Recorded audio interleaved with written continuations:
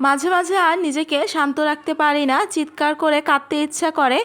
নিঃশ্বাস ভারী হয়ে আসে, আমিও মানুষ, কষ্ট হয়, খারাপ লাগে।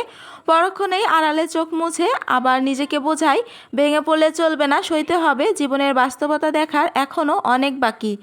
আসসালামু আলাইকুম। কেমন আছেন আপনারা সবাই? আশা করছি আল্লাহর অশেষ রহমতে আপনারা সবাই অনেক ভালো আছেন। আর এই তো চলে আসলাম আরেকটি নতুন ব্লগ ভিডিও নিয়ে। আশা করছি আমার আজকের ব্লগ ভিডিওটি আপনাদের ভালো লাগবে। তো সকাল থেকে আজকের ব্লগ ভিডিওটি শুরু করে দিয়েছি। তো সকালে ঘুম থেকে উঠে অফ ক্যামেরায় নাস্তা খেয়ে নিয়েছি। এখন এই তো একটু বাইরের দৃশ্যটা দেখতেছি। আর বৃষ্টির দিনে আমি সকাল থেকে সারাটা দিন কি করি সেসব কিছুই কিন্তু আজকের ভিডিওতে শেয়ার করব। তো বাইরে কিন্তু বৃষ্টি পড়তেছে, আর এই যে বৃষ্টিতে গাছগুলো ভিজে গিয়েছে, তো সেগুলো একটু ভিডিও করে নিয়েছি। তো আমার প্রিয় আপু ভাইয়ারা, আপনারা সকলে কেমন আছেন অবশ্যই কমেন্ট করে জানাবেন। আর আমার প্রিয় আপু ভাইয়ারা, প্লিজ একটা লাইক দিয়ে সম্পূর্ণ ভিডিওটা দেখে নেবেন। আর বৃষ্টির পানি পেয়ে আমার নয়নতারা ফুলগুলো কি দুই রকম কালার হয়ে গেল নাকি বুঝতে পারতেছি না। এই যে দেখেন, সবগুলো ফুলের মাঝখানে কিন্তু সাদা সাদা হয়ে গিয়েছে। তো আমার মনে হইতেছে দুই রকম কালার হয়ে গিয়েছে। তো আজকে আমি শেয়ার করব রাইস কুকারে আমি কিভাবে ঝটপট ডাল রান্না করে নিই, সেটাই কিন্তু একটু শেয়ার করব। তো এই তো রাইস কুকারে কিন্তু আমি একটা স্ট্যান্ড বসিয়ে দিয়েছি, আর রাইস কুকারের প্যানে একটু পানিও দিয়ে দিয়েছি।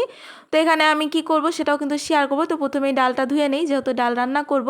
তো ডালটা কিন্তু ভুনা করব। তো এই তো এখন ডালটা ধুয়ে নিই। আর ডাল কিন্তু দেখতে পরিষ্কার মনে হলো, ডাল ধুলে দেখা যায় অনেক ময়লা বের হয়, অনেক নোংরা পানি বের হয়। তো ডালটা একটু ভালোভাবেই ধুয়ে নিতে হয়। তো আমি এই তো ডালটা একটু কষলে কষলে ধুয়ে নিতেছি। তো আমার প্রিয় আপু ভাইয়ারা, আজকে যারা নতুন আমার চ্যানেলটি ভিজিট করবেন, প্লিজ আমার চ্যানেলটি সাবস্ক্রাইব করে আমার পাশেই থেকে যাবেন। আর যারা যারা আমার চ্যানেলটি সাবস্ক্রাইব করে আমার পাশে আছেন, তাদেরকে আমার মন থেকে অনেক ধন্যবাদ এবং তাদের প্রতি অনেক দোয়া রইল। আর এই যে আমি একটা টিফিন বাটিতে কিন্তু ডালটা ধুয়ে নিয়েছি, আর এই বাটিটাতেই কিন্তু আমি ডালটা সেদ্ধ বসিয়ে দিলাম, কয়েকটা কাঁচামরিচ সহ। এই যে স্ট্যান্ডের উপর বাটিটা বসিয়ে দিয়েছি। এখন কিন্তু খুব সুন্দরভাবে অনায়াসে ডালটা আমার সেদ্ধ হয়ে যাবে। আর এই বাটিটাতে দেওয়ার কারণ আছে, ফ্রাই প্যানে যেহেতু মানে রাইস কুকারের প্যানে যেহেতু ডালটা রান্না করব। আর এই যে স্পুনটা একটু দেখিয়ে দিলাম, এরকম স্পুন, মানে স্পুনটা যেন স্টিলের না হয়, ধরার মতন একটা জায়গা থাকে, এরকম স্পুন দিয়ে কিন্তু যখন আমরা রাইস কুকারে রান্না করব তখন কিন্তু নিতে হবে। কাঠের চামচ নিলেও চলবে। তো এখন আমার কাঠের চামচ লাগবে না, পরে নিব। আর স্পুনটা দিয়ে কিন্তু আমি তো ডালটা একটু নেড়ে ছেড়ে দিলাম আর কি। আর এই যে দেখেন, ডালটা কিন্তু সেদ্ধ হয়ে গেল। আর ডালটা বাটিতে দেওয়ার কারণ বললাম না, বলবো।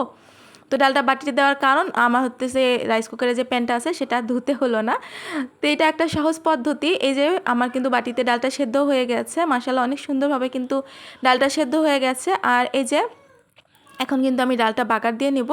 আর রাইস কুকারের প্যানটা কিন্তু আমি গরম করে নিয়েছি, এখানে তেল দিয়ে দিলাম পরিমাণ মতো। আর এখন এই তো পেঁয়াজ কুচি আর রসুন কুচি দিয়ে দিলাম। এখন এটা কিন্তু ব্রাউন কালার করে ভেজে নিব। তো আপনারা হয়তো বলতে পারেন যে রাইস কুকারে তো পেঁয়াজ রসুন ব্রাউন কালার হয় না, তো হয়ে যাবে, দেখেন দেখতে থাকেন। ব্রাউন কালার কিন্তু আমি করে নিব। এটা একটু সময় নিয়ে করতে হয়, রাইস কুকারে রান্না করলে না একটু সময় নিয়ে করতে হয়, তাহলে কিন্তু খুব সুন্দরভাবে হয়ে যায় আস্তে ধীরে। আর এই যে একটু তাড়াতাড়ি কিন্তু আমি জিরাটা দিয়ে দিলাম, যেহেতু সময় নিয়ে আমার হচ্ছে পেঁয়াজ রসুন আর জিরাটা ভাজতে হবে, সেহেতু কিন্তু আগে কিন্তু গোটা জিরাটা কিন্তু দিয়ে দিলাম। এখন আস্তে ধীরে কিন্তু এটা ব্রাউন কালার হয়ে যাবে।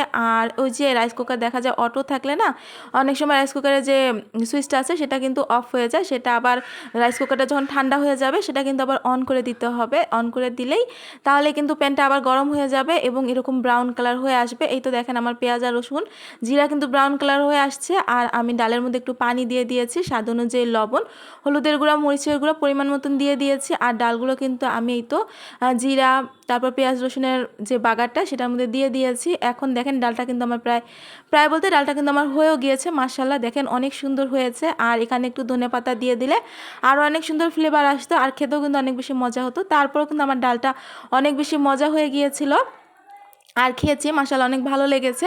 আর এই যে দেখেন, এটা কিন্তু হতেছে 5 তারিখের ভিডিও। তো 5 তারিখে দেখেন ঘরের কি অবস্থা, মানে বেসিংয়ের সাইড দিয়ে পানি কিন্তু পড়তেছে না। এখানে এই যে দেয়ালটা দেখেন একটু মানে ভাঙা ভাঙা টাইপের, মানে দেয়ালটা ড্যাম। তো এই দেয়ালের ভিতর থেকে কিন্তু পানিটা আসতেছে। আর পুরাটা দিন আমার এই দেয়ালের এই পানি দিয়ে আমার ঘরটা কিন্তু ভরেছিল। আর এই যে এখানে দেখতেছেন সাইডে ময়লাগুলা, এই ময়লাগুলো আমি অনেক ঘষাঘষি করেছি, উঠাইতে পারিনি। তখন চিন্তা করতাম আসলে এই ময়লাগুলা কিসের।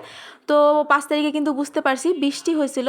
আর হচ্ছে বৃষ্টি হওয়ার কারণে কিন্তু দেয়াল লিক করে আমার ঘরে পানি চলে আসছিল। আর এটা হয়তো বা এর আগেও হয়েছিল, যার কারণে এখানে একটা শক্ত ময়লা দাগ হয়ে গিয়েছে, এর কারণে কিন্তু এটা আমি উঠাইতে পারি নাই। আর ওই দিন সারাটা দিন আমার পানি মুছতে মুছতেই গেছে। পরে আবার মিস্ত্রি এসে ঠিক করে দিয়ে গিয়েছে, বাসা আলাকে ফোন করেছিলাম। তো বৃষ্টির দিনে এই যে দেখেন আমি কিভাবে কাজগুলো গুছিয়ে নিই। এই যে আমাদের যে জানালাগুলো আছে না, বৃষ্টির দিনে কিন্তু বিশেষ করে সেগুলো ঝেড়ে নিতে হয়, ঝেড়ে মুছে নিতে হয়, কারণ জানালার সাইডে মশা থাকে। আর বৃষ্টির দিন তো ডেঙ্গু মশা থাকে, বিশেষ করে ঢাকা শহরে যারা আমরা থাকি। জানালাগুলো খুব ভালোভাবে ঝেড়ে মুছে নিব, কারণ জানালার ভিতরে কিন্তু মশা থাকে। আর জানালার সাইডে তো কয়েলের ধোঁয়া বা হতেছে গুড নাইট, সেরকমভাবে যে গুড নাইটের ধোঁয়াটা আছে সেরকমভাবে যায় না। এজন্য কিন্তু আমি বৃষ্টির দিনে জানালার পর্দাগুলো খুব ভালোভাবে ঝেড়ে নিই, আর বিছানার সাইডগুলো খুব ভালোভাবে ঝেড়ে নেই। আর এই যে দেখেন বিছানাটা কিন্তু গুছানো হয়ে গিয়েছে। আর আমাদের বিছানায় তো বাচ্চারা বেশিরভাগ সময় খেলাধুলা করে, তো আর বিছানার সাইডে কিন্তু জানালা থাকে। এজন্য কিন্তু বৃষ্টির দিনে আমি আমার ঘরের জানালাগুলো খুব তাড়াতাড়ি খুব সুন্দরভাবে পরিষ্কার করে নিই। আর এই তো বিছানা ঝেড়ে, যেহেতু বৃষ্টি পড়তেছে, মেয়ের জন্য তো একটু ভারী কাপড় বের করতে হবে, কারণ বৃষ্টির দিনে তো ঠান্ডা লাগে না। আর গরমের দিনে দেখা যায় শুধু স্যান্ডো গেঞ্জি বা অন্যান্য পাতলা কাপড় পরাইলে হয়। তো এই জন্য কিন্তু আমি ওর কাপড়গুলো আবার আলাদা করে নিতেছি। তো এটা কিন্তু একটা টিপস হচ্ছে, যখন বৃষ্টি আসবে ঠান্ডা ঠান্ডা পড়ে, অনেক সময় যারা নতুন মা আছে তারা কিন্তু বুঝতে পারে না, তাদের উদ্দেশ্যে আর কি বলা। তো ওই যে একটু ভারী টাইপের কাপড় কিন্তু বৃষ্টির দিনে পরে রাখতে হয়, আর যারা জানেন তারা তো জানেনই, আর যারা না জানেন তাদের উদ্দেশ্যেই বলা। তো এই তো আমি আমার মেয়ের একটু ভারী ভারী কাপড়গুলো একটু বের করে নিতেছি, ড্রয়ার থেকে বের করে নিলাম। এখন এগুলো ভাঁজ করে নিব, আর এগুলো ঝেড়ে নিতে হয়। অনেক সময় দেখা যায় ভাঁজ করে রাখা হয়, অনেক সময় দেখা যায় যে ধুলাবালুও থাকে, আবার দেখা যায় যদিও এটা সবসময় ধোয়া হয় তারপরেও দেখা যায় ধুলাবালু থাকে। আবার এই তো সুন্দর করে আমি কিন্তু গুছিয়ে নিতেছি, গুছিয়ে রেখে কিন্তু খুব সুন্দরভাবে রেখে দিব।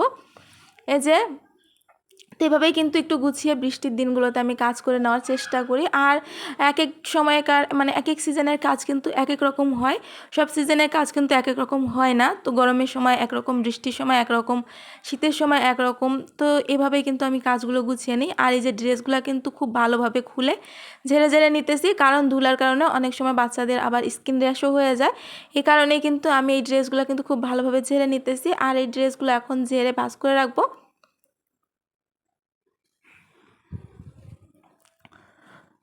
এই তো আমার কিন্তু ড্রেসগুলো গুছানো হয়েও গিয়েছে, রেখে রেখে দিলাম। এরকমভাবে কিন্তু আমি আমার ছেলের ড্রেসগুলো গুছিয়ে রেখে দিয়েছি। তো এখন তো আর সেরকম ঠান্ডা না, মানে জাস্ট ফ্রক টাইপের যে জামাগুলো আছে সেগুলো বের করে নিয়েছি। আর যখন গরম পড়ে তখন গেঞ্জিগুলোই নিয়ে নিই রেকের মধ্যে। তো রেকের মধ্যে রাখলে হয় কি, আমার জন্য সুবিধা হয়, সব সময় কাপড় লাগে তো ছোটো বাচ্চাদের, এই জন্য আমি রেকেই রাখি বাসায় যেগুলো পরার কাপড় সেগুলো। তো এই তো কাপড়গুলো রাখার পরে আমি এখন ঘরগুলো খুব সুন্দরভাবে ঝাড়ু দিয়ে নেব। ঘরগুলো ঝাড়ু দিয়ে ঘরগুলো মুছে নিতে হবে। বৃষ্টির দিনে না ওই দেখবেন যে বারান্দা থেকে পানিগুলো কিন্তু ঘরে এসে ঘরটা আঠা আঠা হয়ে যায়। টাইলস করা ঘর তো এরকমই মনে হয় আমার কাছে। এর জন্য দেখা যায় বৃষ্টির দিনে কিন্তু একটু আমি ঘরটাও মুছে নেওয়ার চেষ্টা করি। আর ঘরটা মুছে নেওয়াটাই ভালো, যেহেতু আমাদের ছোট বাচ্চা আছে। তো এই দেখুন ঘরটা মুছে নিতেছি, ঘরটা মুছে বারান্দাটাও মুছে নেব। আর বারান্দাটাও তো মুছতেই হবে, যেহেতু বৃষ্টির দিনে বারান্দা সবসময় পানি পড়ে, তাই না? এজন্য কিন্তু বারান্দাটাও মুছে নিতে হবে। আর এই সব কাজ করে, পানির সব কাজগুলো করে কিন্তু দুপুরে রান্নাবান্নায় চলে যাব। বারান্দা মুছে আবার কাপড় ছিল অনেকগুলো, সেই কাপড়গুলো কিন্তু ধুয়ে নিব। কাপড় ধুয়ে বারান্দায় দিয়ে তারপরে রান্নাবান্না বসিয়ে দিব। তো দেখা যায় কি, আমরা গৃহিণীরা একটু বুদ্ধি খাটিয়ে কাজ করলে কিন্তু আমাদের সংসারের কাজগুলো সহজ হয়ে যায়। আর এই কাজগুলো আমি শেয়ার করি যারা একদমই পারে না তাদের জন্য, আর যারা পারেন তারা তো পারেনি। আর আমার অনেক প্রিয় প্রিয় আপুরা, মানে ভাইয়ারা না, আপুরা অনেকেই বলেছিল আপু তোমাকে দেখতে চাই। তো আপু, আসলে আমার চ্যানেলটা অনেক ছোট, তো আর আমি তো সেরকম এখনও কিছুই করতে পারি নাই। যদি কখনো সফলতার দুয়ারে যাই আর কি, তাহলে কিন্তু অবশ্যই আমি আমার নিজেকে ভিডিওর সামনে নিয়ে আসবো, ক্যামেরার সামনে নিয়ে আসবো ইনশাল্লাহ। আপুরা দোয়া করো যাতে আমি খুব তাড়াতাড়ি ক্যামেরার সামনে চলে আসতে পারি। আর এই তো কাপড়গুলো কিন্তু ধুয়ে নিয়েছি, এখন শুকাতেও দিয়ে দিলাম। আর বৃষ্টির দিনে তো কাপড় শুকাবে না, পানি ঝরে যাবে, পানি ঝরে গেলে কিন্তু ফ্যানের নিচে দিয়ে দিতে হবে। আর এই যে গাছগুলো একটু দেখতেছি, আর দেখছেন চারপাশে কত অন্ধকার হয়ে আছে, ভীষণ কিন্তু অন্ধকার হয়ে আছে। ভালোই বৃষ্টি হয়েছে কয়েকদিন যাবত। আর এই যে ফুলগুলা, আর বৃষ্টির দিনে দেখা যায় কি, মানে ফুলগুলো সেরকম কালারগুলো জানি কেমন হয়ে গেছে, সেটা একটু চিন্তা করলাম। তো বৃষ্টি না হলে ফুল কালারগুলো স্বাভাবিক থাকে, হয়তো বৃষ্টির পানি পাওয়ার কারণে এরকমটা হয়ে যায়। তো দুপুরে কী কী রান্নাবান্না করি সেগুলোও কিন্তু শেয়ার করব। আর এই যে গাছগুলা, আর আমার এই যে ফুলের কলি, তো মাশাল্লাহ দেখলে কিন্তু ভালোই লাগে গোলাপ ফুল।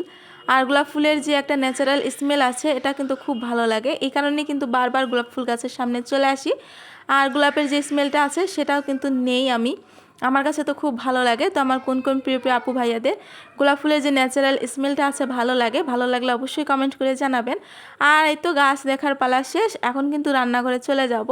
এই তো বাচ্চাদেরও কিন্তু শাওয়ার দিয়ে দিয়েছি, ওরা শাওয়ার নেওয়ার পরে হতেছে একজন টিভি দেখতেছে, একজন আবার মোবাইল দেখতেছে।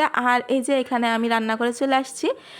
কড়াইতে রান্নার তেল দিয়ে দিয়েছি, কিছুটা পেঁয়াজ ভেজে নিয়েছি আর গোটা কাঁচামরিচে দিয়ে দিয়েছি। আর এখানে বরবটি আর আলু কেটে নিয়েছি, বরবটি আলু ভাজি করে নিব।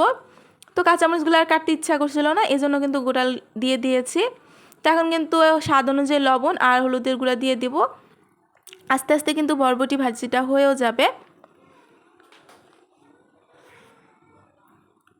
আর কি বলবো, ওই যে একটা কথা আছে না, হারিয়ে ফেলেছি মানসিক শান্তি, কারো আলোকিত শহরে হাঁটতে চাই না, নিখোঁজ থাকতে চাই আমি আমার মতন। আসলে ওই যে ভিডিওটা কিন্তু খুব মানে খুব কম দিতেছি। আসলে কি সবাই তো জানো আমার বিষয়টা, আর প্রতিদিন তো মনে হয় কি এক ঘ্যানঘ্যানি করি আমি।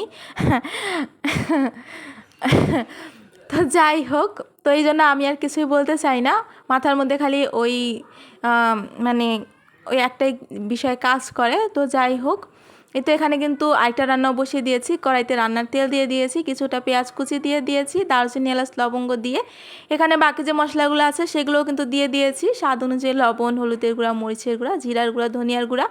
আর এখানে কয়েকটা গোটা রসুনও দিয়ে দিয়েছি। আর আজকে কিন্তু চুলাটাও মুছে নিয়েছি, রান্নাঘরে জানালাটাও মুছে নিয়েছি, সেটা আর ভিডিও করা হয়নি।